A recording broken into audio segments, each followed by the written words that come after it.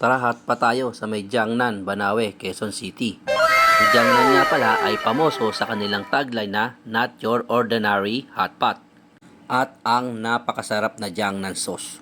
Ang kanilang misyon ay lampasan ang mga karaniwan gamit ang magkakaibang hanay ng mga sangkap at lasa na pinagsama ang mga tradisyonal na diskarte sa modernong pagkamalikhain.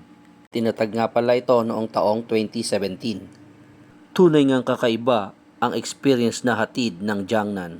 Isipin mo, 2 hours ng biyahe, tapos mga bandang alas 11 ng gabi.